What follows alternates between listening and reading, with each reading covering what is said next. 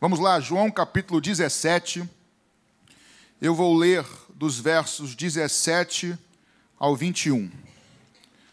É uma oração, é Jesus orando, tá, irmãos? Jesus diz assim no verso 17: santifica-os na verdade. A tua palavra é a verdade. Assim como tu me enviaste ao mundo, também eu os enviei ao mundo. Por eles me santifico a mim mesmo, para que eles também sejam santificados na verdade. Eu não rogo somente por estes, mas também por aqueles que pela tua palavra hão de crer em mim, para que todos sejam um, como tu, ó Pai, o és em mim e eu em ti. Que eles também sejam um em nós, para que o mundo creia que tu me enviaste. Até aí. Curva a sua cabeça, por favor. Obrigado, Jesus, pela tua palavra, que é a verdade, acabamos de ler. Fala conosco nessa noite, nos ajuda a entender o que o Senhor estava orando, qual era o desejo do teu coração, porque eu creio claramente que o teu desejo permanece para nós hoje aqui. Nos ajuda a crer nele e viver esse desejo. Nós oramos em nome de Jesus. Amém? Eu vejo aqui nesse texto, irmãos, 3 palavras que eu gostaria de destacar. Eu digo 3 palavras mesmo.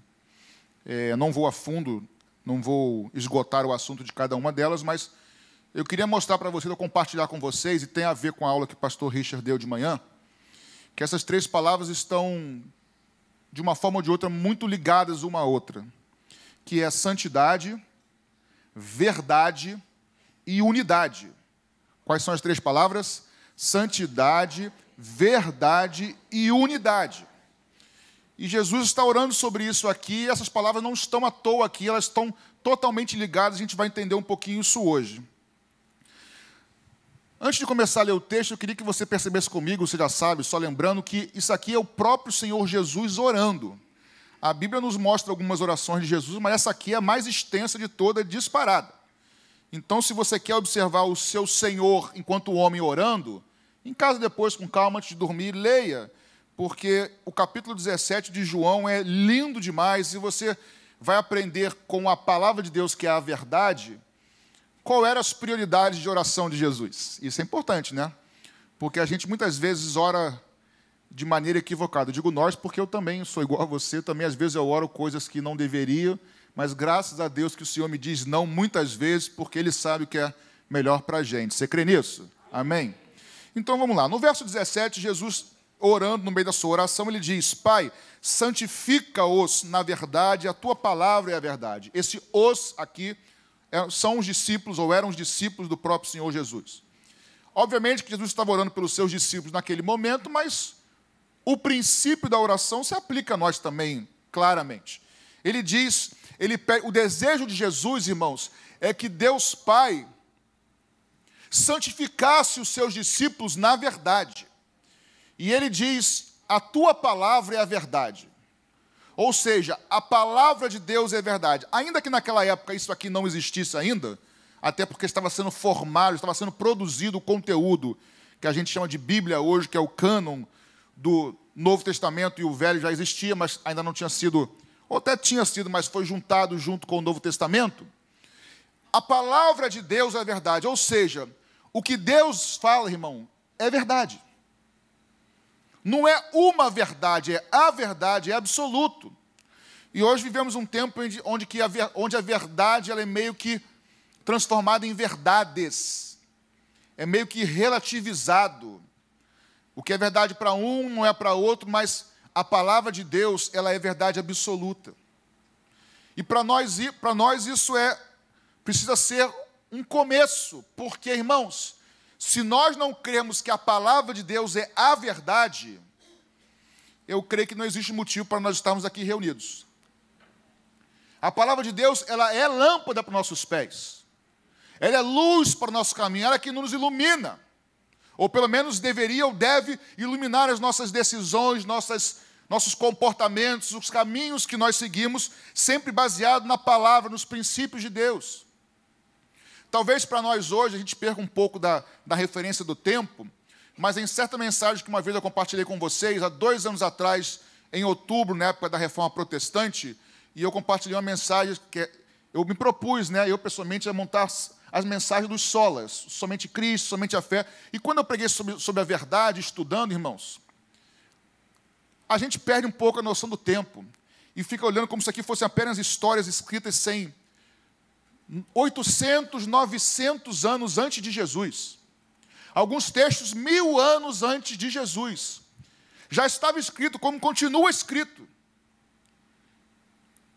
que ele morreria entre 2 malfeitores. E se cumpriu. 800, 900, 1000 anos antes, já estava escrito que ele, antes, que ele nasceria de uma virgem, o que é impossível, porque ninguém nasce de virgem, mas está escrito, 800 anos se passaram, se cumpriu. Está escrito, já estava e continua, 800 mil anos antes de Jesus, que ele ressuscitaria. Ninguém ressuscita, irmão, se cumpriu. Está escrito que a terra, que os mortos que a morte não o reteria, que ele subiria aos céus, se cumpriu. Ninguém voa, mas ele subiu aos céus, se cumpriu. Que nenhum osso dele, nenhum dos seus membros, o osso seria quebrado, se cumpriu. Tudo que foi predito se cumpriu em Jesus. Aí eu te pergunto, por que o resto que falta se cumprir não há de se cumprir? Passarão os céus e a terra, aleluia, mas nenhuma vírgula, nenhum tio, tudo se cumprirá, porque é a palavra de Deus, irmãos. Isso precisa ser começo para nós. Jesus ora, Pai, santifica-os na verdade. E nós sabemos que santificar, ou melhor, santidade é separação. Ou seja, Pai, separa-os na verdade. E vale para a gente, separa os teus discípulos, não é da verdade, é separa-os na verdade. Porque a palavra de Deus, irmãos, por ser verdade, por exemplo, é a palavra de Deus que nos mostra a mais pura verdade sobre quem nós somos naturalmente.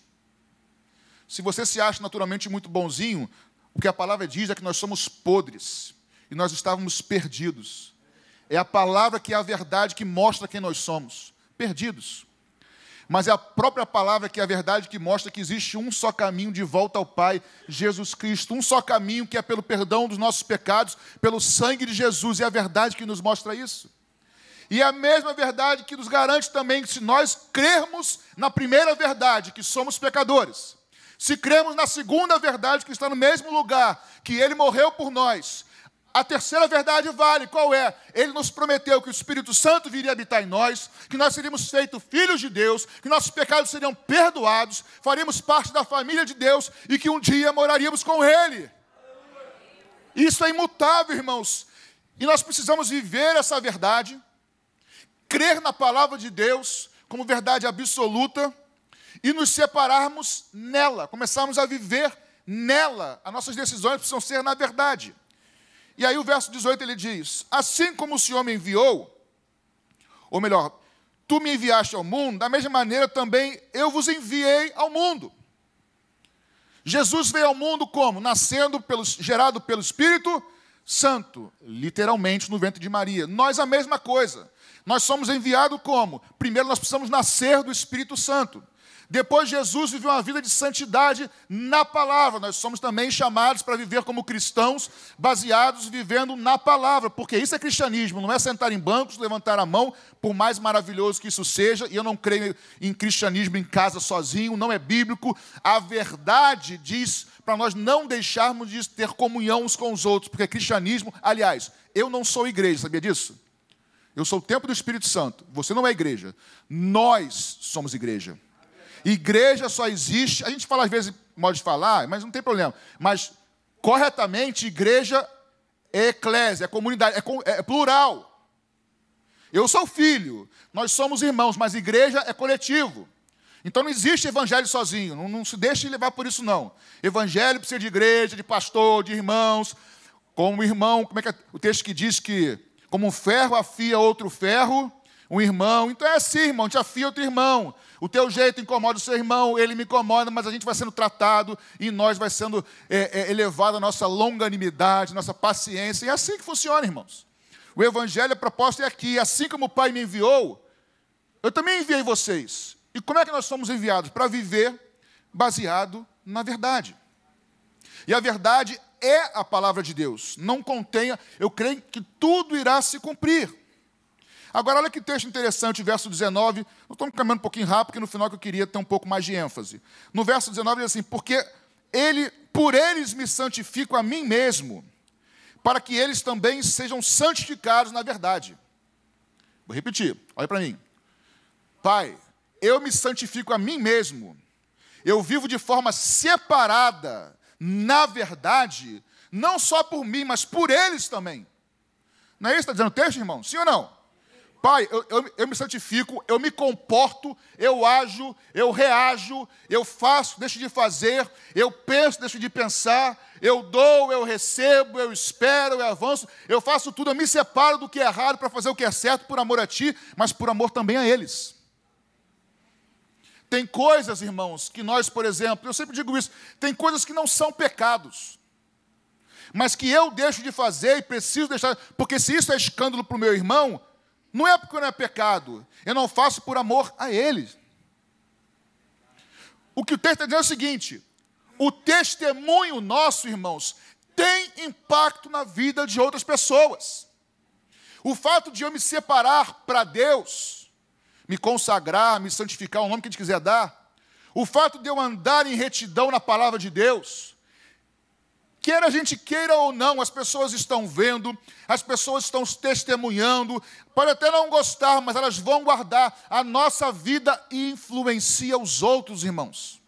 Nós não somos uma ilha isolada, pode ser redundância, mas a ilha já é cercada de água, mas nós não somos uma ilha, irmãos, isolados. O que você faz, o que eu faço, sempre vai ter repercussão positiva ou negativa na vida de alguém.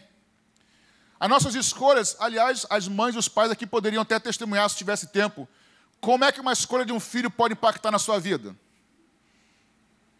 Uma escolha certa, motivo de alegria, de júbilo. Uma escolha errada, lágrimas, tristeza. Um pai faz uma burrada, mas o filho sofre também, irmãos.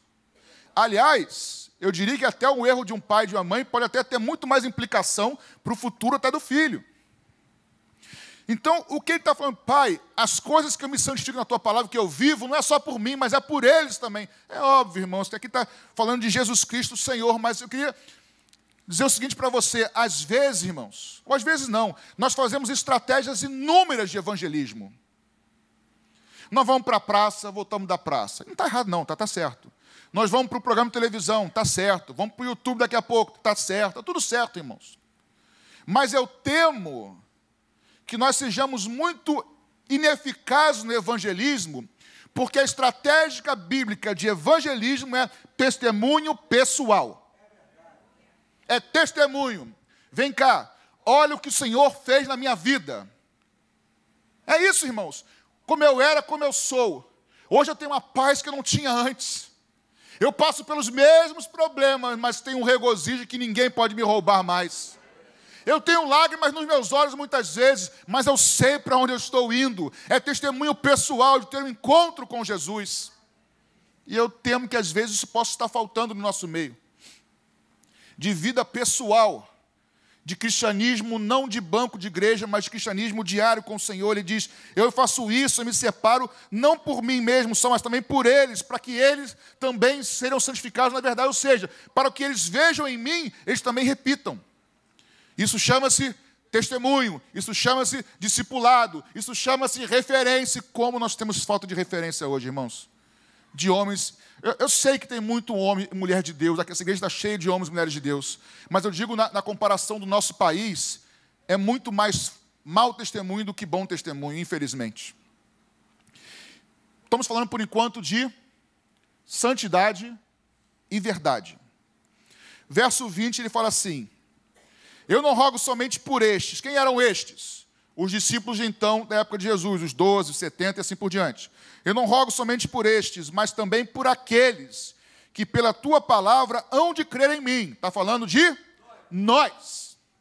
Jesus já estava orando por nós. Eu peço para que eles no futuro também também andem na verdade, também se separem na verdade, santidade e verdade.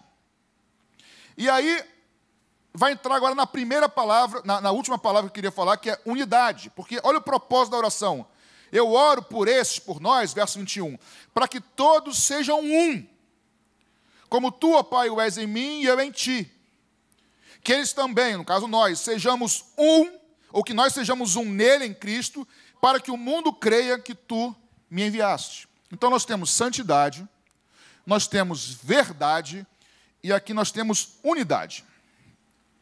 Unidade foi o nosso tema de escola bíblica dominical no mês de janeiro inteiro. Pastor Richard, de uma maneira muito profissional, não estava aqui, mas tem convicção, concluiu essas 4 aulas sobre a unidade, na família, na ética e hoje o poder da unidade. Quem estava aqui acompanhou.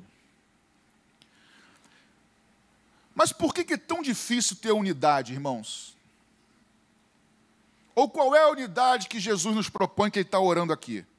Porque o texto, fazendo apenas uma interpretação, uma exegese, que a gente chama teologicamente do texto, ele diz, oramos para que eles sejam um, que nós sejamos um. Mas essa unidade tem que ser da mesma forma, assim como é a unidade do Pai e do Filho. Que eles também sejam um em nós. Ou seja, a nossa unidade tem como referência o Pai e o Filho, e a nossa unidade tem que ser em Deus. E qual é a consequência disso? O mundo vai crer. Então a pergunta você pode responder sim ou não. Eu sei que isso não é absoluto, mas, eu vou formular a pergunta melhor. A unidade dos irmãos, a unidade do corpo de Cristo, a unidade da igreja, influencia, não determina, mas influencia na recepção do evangelho dos ímpios, do que não creem? Sim. Não é determinante, porque ainda assim há o agir de Deus, ainda assim há o livre-arbítrio e a pessoa querer receber ou não. Mas tem influência, tem potencialização para isso? Tem. É o que o texto está nos mostrando. E aí eu te pergunto, irmãos, antes de perguntar, em Gênesis, capítulo de número 11, nós temos o episódio da Torre de Babel, certo? Pastor Richard, creio que falou um pouquinho sobre isso de manhã na introdução. Nós temos a Torre de Babel. Na Torre de Babel, no capítulo 11 de Gênesis, no verso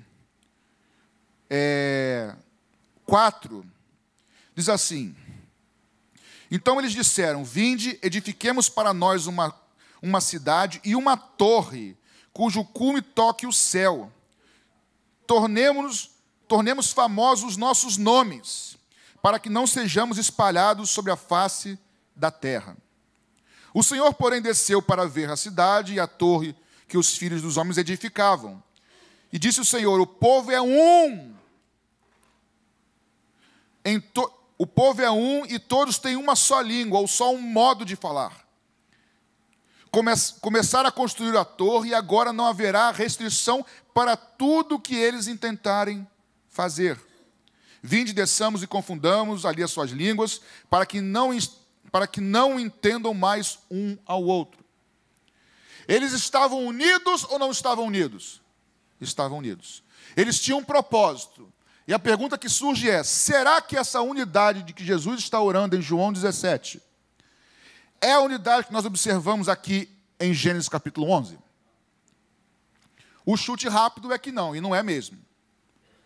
Aqui em Gênesis 11, nós temos uma unidade que nós podemos chamar uma unidade natural. E Deus, quando vê essa unidade, irmãos, Ele vê, eles estão tão unidos em propósito, eles falam a mesma língua, eles se comunicam, eles estão com o mesmo alvo, que ninguém vai impedi-los de chegar ao que eles querem fazer. Vamos descer e vamos interromper isso aqui. Deus reconhece o poder que é na unidade. E a união não faz apenas açúcar, como fazia antigamente. Aliás, união não é unidade. União é uma coisa, unidade é algo. A união é estar juntos. Mas você pode estar juntos, mas não está unido. Unido quer dizer colado, não separável, mesmo propósito. Essa proposta aqui não é a do Evangelho, nem a de Jesus Cristo. Essa unidade aqui, além de ser natural, era maligna. Porque entenda o seguinte, a unidade natural, e daqui a pouco eu vou falar da unidade espiritual, a natural não significa que seja diabólica ou maligna. Eu posso me juntar com os amigos aqui, os pastores, com um propósito natural e juntos alcançarmos um alvo louvável, bonito, de ajudar alguém. Não podemos? Podemos. O fato de ser natural não quer dizer que seja maligno. Pode ser para coisas boas. Tem pessoas que não conhecem o Senhor Jesus, não são cristãs, se unem com propósitos louváveis e fazem o bem para alguém. Então pode ser para o bem, pode ser para a glória de Deus, no nosso caso aqui, mas também pode ser para a glória do homem. Aqui, vamos fazer essa torre para que nossos nomes fiquem famosos. Aí, irmão, eu não vou entrar nesse detalhe não, mas tem gente que construiu torres ministeriais hoje em dia. Eita, igrejas ministeriais. É o meu ministério, é a minha igreja, é o meu, para que o meu nome seja reconhecido. Eu temo que mais cedo ou mais tarde essas torres vão cair, né? Porque, não tenha dúvida, mais cedo ou mais tarde, pode ser que não caia enquanto eles estejam vivos, mas um dia, diante do Senhor, o que eles fizeram, isso foi para você, não foi para mim. Mas o fato é, qual é a unidade proposta por Jesus na sua oração e no Novo Testamento? Não é a de Babel natural. A unidade proposta por Jesus é uma unidade que é isso aqui, ó, o corpo de Cristo. Essa é a unidade que Jesus está orando. Senhor, que eles sejam um em nós. É a gente em Deus e Deus em nós. É o corpo de Cristo, onde os membros são diferentes, onde muitas vezes as opiniões são diferentes, só que no corpo de Cristo não deve prevalecer a opinião pessoal, deve prevalecer a verdade. A unidade, irmãos, é o corpo de Cristo. E aí, aos pouquinhos, você começa a ver que a unidade está ligada diretamente à unidade. O que o Senhor nos propõe, e a unidade que tem poder no corpo de Cristo, irmão, esse poder aumenta muito mais. Por quê, pastor? O pastor Rich também deve ter dito isso de manhã, como um profissional. A unidade natural, você e eu recebemos habilidades. Pastor Paulo nasceu com a habilidade de cantar, com a voz linda, ainda que ele tenha depois praticado, aprendido técnicas e assim por diante. Se capacitar faz parte do processo, mas nós recebemos talentos de Deus. Algumas pessoas vão praticar a vida inteira um instrumento e até vão conseguir ser excelentes, por esforço, por dedicação, mas outros que estudam muito menos, por talento, alcançam até mais. Lógico que se quem tem talento se esforçar igualmente, vai alcançar ainda mais. Hã? É o caso da Valéria, que chega a um nível que ninguém merece, entendeu, irmãos? Brincando, Valéria. O fato é, irmãos, tem pessoas que têm qualidades nos dedos para tocar, ouvido musical, tem gente que não tem outros que têm qualidades para pintar, tem outros que são bons com números, e tem outros que números só não bota que eu não sei, são habilidades naturais. Na unidade natural, essas habilidades se juntam para alcançar algo. Mas na unidade do corpo de Cristo, além dos dons naturais que nós todos temos, também está ao nosso alcance os dons espirituais do Espírito Santo. E aí no corpo, quando junta as habilidades que você e eu temos, que recebemos de Deus, que são habilidades naturais, que são dons naturais, que são os dons de Deus irrevogáveis, estes dons naturais são os irrevogáveis, tá, irmãos? Todo o dom de Deus é irrevogáveis. Os dons do Espírito Santo são do Espírito Santo, e não nosso. E ele compartilha no corpo, de acordo com a vontade dele, o propósito dele. Então, eu e você, como corpo de Cristo, como crente, irmãos, nós temos os nossos dons para servir ao Senhor, servir ao próximo, servir ao perdido, baseado na verdade, mas também temos os dons do Espírito Santo para que nós os busquemos, para que possamos unir. E aí, irmãos, é uma potencialização, porque nós podemos agir no natural e agir também no sobrenatural, porque é o Espírito Santo que nos capacita. Agora, a pergunta que não quer calar. Por que há tanta dificuldade de haver unidade na igreja hoje? Você acha que é difícil ter unidade na igreja hoje? Estou falando que não tenha, estou falando que é difícil manter isso. Não é difícil? Deixa eu falar, está gravando, né? Tá, misericórdia. Irmãos, tem algumas situações que não é para ter unidade mesmo. Pastor, vamos arrancar esse carpete, eu gosto de azul, gosto de vermelho, isso aí cada um gosta do que quiser, irmãos. Pode arrancar, não arrancar, muda, não muda, não tem problema. Pastor, vamos tirar aquele pilar que está ali, ó. Se tirar, vai cair.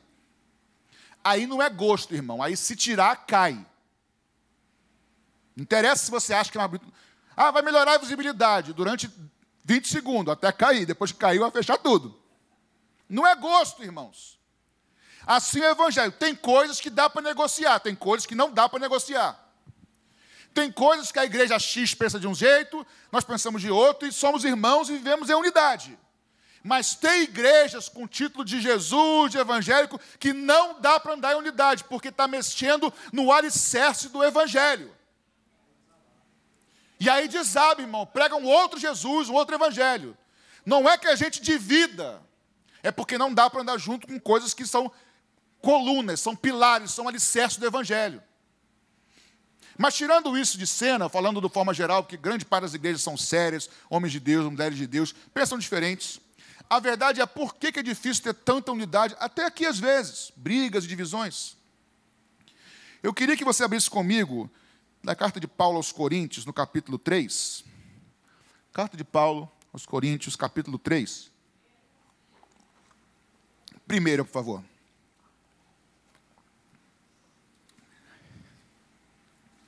Capítulo 3, do verso 4 a 8. Estou esperando, estou calmo. Acharam, queridos? Eu vou ler ali na projeção. Porque alguns dizem, antes de eu ler, estava uma confusão na igreja de Corinto, que havia divisão lá. Uns diziam que seguia Paulo, outros diziam que seguiam Apolo. Tem até os piores, talvez até os mais soberbos, eu não sigo nenhum nem outro, eu sigo Jesus Cristo. Aliás, até hoje tem essas mesmas coisas. Porque dizendo um, eu sou de Paulo, e outro, eu sou de Apolo. Porventura não sois carnais? Pois quem é Paulo e quem é Apolo, senão ministros pelos quais crestes? E conforme o que o Senhor deu a cada um. Eu plantei, apóstolo Paulo, Apolo regou, mas Deus deu o crescimento. Por isso, nem o que planta é alguma coisa, e nem o que rega, mas Deus que dá o crescimento. Deixa aí por enquanto, verso 7, volta lá, por favor. Vamos lá, irmãos. Eu, apóstolo Paulo, plantei, outro regou, mas Deus deu o crescimento. Nem o que planta é alguma coisa, e nem o que rega é alguma coisa. Vamos transformar essas duas afirmações em matemática? Se o que planta não é alguma coisa é igual a quanto na matemática? 0. E o que rega é alguma coisa também? Não, então o que rega também é igual? Então Paulo é igual a 0 e o Apolo também é igual a 0. Certo, irmãos? Desculpe minha cabeça de boba, que eu vi o texto assim. Vai, versículo 8. Por que dizendo um eu sou de Paulo e o outro... Não, verso 8. Ora, o que planta e o que regam são um. Então, calma aí. Paulo é igual a... Apolo é igual a... Mas o Paulo mais o Apolo é igual a... Na matemática de Deus, para dar 1, tem que sempre ser 0 mais 0. Sempre que alguém do membro se achar alguma coisa e pensar em si e não no reino, em si e não na obra, em si e não no Senhor, em si e não no outro, não dá 1. Sempre que eu quero algo para mim e você para você, vai ter divisão. Mas sempre que eu penso no corpo, penso no outro, e eu me esvazio, e aí eu viro 0. Eu não sou nada, mas ele é tudo em mim. Eu penso nele, não em mim. Eu penso as coisas dele, não a mim. Eu busco o seu reino e a sua justiça, sabendo o que eu preciso, ele vai me dar. E quando nós fazemos isso, aí começa a ser 0, mais 0, mais 0, mais 0, mais 0, e aí no final vai dar 1. E aí a gente começa a juntar e entender por que há tanta dificuldade de unidade. A resposta ruim da gente ouvir, mas é a realidade bíblica, é a verdade, é porque há muita carnalidade no nosso meio. E eu digo, não vocês, em nós, em mim também, se eu não vigiar. Porque, na verdade, a unidade só é possível no corpo, onde o importante é Cristo. Por isso, Pai, santifica-os na verdade. Sem santificação, não tem como eu diminuir para que o Senhor cresça. Santificação é separação, é fazer a vontade de quem? Pai nosso que estás no céu, santificado seja o teu nome, venha a nós o teu reino, seja feita a tua vontade, assim na terra como no céu. O céu também é na minha vida, irmãos. Seja feita a tua vontade. Então, a proposta, a oração de Jesus para você e para mim hoje, irmãos, é que nós precisamos nos santificar. E santificar não é ser santarrão que não sorri. A gente acha que santo é aquele cara ranzinza, chato, mala, que não fala de nada. Não, irmãos. Eu falo de futebol com os amigos. Quando meu time perde, eu fico chateado por 3 minutos, depois passa. Antes de me converter, eu ficava chateado pra caramba. Demorava uma semana. Agora, não gosto de futebol. Não tem problema, não é pecado não, irmãos. Mas também não pode atrapalhar a minha vida, porque senão está errado. Eu falo outras coisas, gosto de música, mas, irmãos, o que deve prevalecer, eu gosto de falar com o irmão, falar, Richa, eu descobri um negócio tão legal na palavra de Deus, o Senhor falou comigo. Irmãos, isso precisa permear nossas conversas. É uma santidade que não pode ser julgo em nós. Não é, está pregando sobre santidade, mas foi para isso que ele nos chamou, irmãos. O Evangelho é isso. Mas uma santidade leve. Santidade não de imposição, mas de amor ao Senhor, de querer se parecer com Ele. Portanto, a proposta, a oração de Jesus é, Pai, santifica-os na verdade, que eles sejam um, ou seja, que eles possam, na verdade, o que é isso? Que eles morram para as suas vontades, para fazer a tua vontade. E se nós começarmos a priorizar o reino um ao outro, irmãos, hoje o que nós temos são doutores em divindade, apóstolos, pai apóstolos, semideuses. Irmão, doutor em divindade existe esse título, sabia? Você acha que estou brincando? Não existe esse título. Pai apóstolo também existe esse título. Virou plano de carreira, semideus daqui a pouco.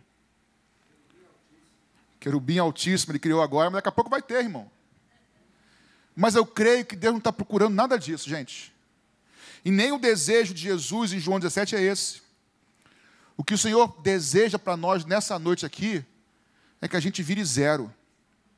Isso não significa não ter sonhos, projetos, não é isso, irmãos. Mas é mortificar o nosso eu, o nosso achismo. Não importa o que eu acho, importa o que a palavra me diz e me ensina. Ela é lâmpada para os nossos pés, ela é luz para o nosso caminho. E eu tenho a certeza que se eu seguir esse GPS aqui, eu sei, e você pode ter certeza para onde você vai.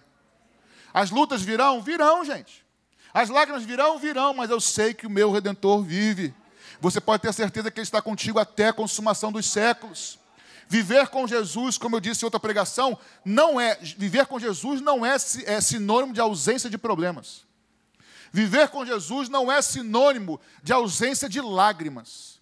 Viver com Jesus não é o sinônimo, por exemplo, de ausência de perdas. Ou de derrotas, muitas vezes, aos olhos humanos. Mas viver com Jesus é saber que em todas essas coisas nós somos mais do que vitoriosos por aquele que nos amou. De saber que nós não estamos sozinhos, de sabermos que a luta um dia vai passar, que Ele há de enxugar as nossas lágrimas, e se não enxugar aqui, com certeza na eternidade nós estaremos eternamente com Ele. Esse é o Evangelho, irmãos. Amém. E a proposta é, Senhor, Pai, eu oro não por esses, mas por aqueles, para que eles sejam um. Ou seja, para aquele como Paulo e Apolo, para que eles morram para a sua vontade, para os seus desejos, para fazer a vontade de Deus. Irmão, isso não é peso não, tá? Porque quando a gente busca o Senhor, e eu, assim como você, não sou melhor do que ninguém, nem pior que ninguém, eu estou nessa mesma busca. Conheçamos e prossigamos em conhecer o Senhor. E eu estava, foi esse ano, em janeiro já, não, final do ano de dezembro, contei isso para o Richard, eu acho. Eu estava andando na Praça Sans Pena e me peguei orando, andando, porque a gente tem esse estereótipo que para orar tem que ajoelhar sempre, né? Eu me ajoelho em casa para orar. Acho que é até uma prática boa que nós perdemos, porque quando você está em pé assim, você se distrai, mas agora ajoelhado, com o joelho doendo, provavelmente você vai focar no que você está fazendo, porque quando acabar você levanta e vai embora. Enfim, mas eu estava andando na Praça Sans Pena e eu me peguei assim do nada orando. Eu falei, Senhor, eu preciso te conhecer mais. E eu comecei andando que nem... Depois que eu me percebi, Senhor, eu preciso te conhecer mais. Sabe por quê, irmãos? Porque a gente pode decorar texto e não conhecer a Deus. E eu orava, Senhor, eu preciso conhecer o teu caráter mais, se revela a mim. Eu não falei pelo amor de Deus, porque está falando com ele, não é verdade, né? Pelo amor de Deus, é ele mesmo, enfim. Mas, Senhor, eu preciso te conhecer mais. E quando eu falo conhecer, irmão, é de andar junto, de aprender a discernir a voz de Deus. Pastor Patrick, você já errou na sua vida, achando que era Deus falando e não era? Já errei, irmãos. Mas o meu medo de errar não pode me parar ou me travar de querer aprender a ouvir a voz do meu pastor. Porque é um aprendizado, irmãos. E eu estava orando, Senhor, me ajuda a conhecer mais o Senhor, para que eu possa ser relevante, para que, assim como Jesus orou, eu também possa viver uma vida que, ainda que eu não fale, que a minha vida fale. Ainda que você não possa abrir a sua boca no trabalho, que a sua vida fale. Que o seu testemunho fale, irmãos. Porque o Deus age a partir do testemunho. Enfim, para terminarmos. Ele ora para que sejamos um. E na matemática de Deus, irmãos, não dá para dar um de unidade se não for sempre 0 mais 0. E Deus está procurando isso nos nossos dias. Deus não está procurando títulos de PhD em teologia, por melhor que isso possa ser o estudo, eu acho que é bom. Doutores em divindade. Deus está procurando servos, irmãos. Pessoas que se esvaziem e que o simples fato de ser chamado servo e filho seja o suficiente. E aí, paradoxalmente, esses Deus levanta e usa. Porque, irmãos, tudo vem dele, é por ele, e é para a glória dele. Ele é o mesmo ontem, hoje, sempre. Ele é o motivo de nós estarmos aqui, ele é o nosso Senhor, ele é o nosso Salvador, ele é o nosso Deus Emanuel, o Deus presente, ele é o único caminho, a única verdade absoluta, a única fonte de vida, por isso nós estamos aqui.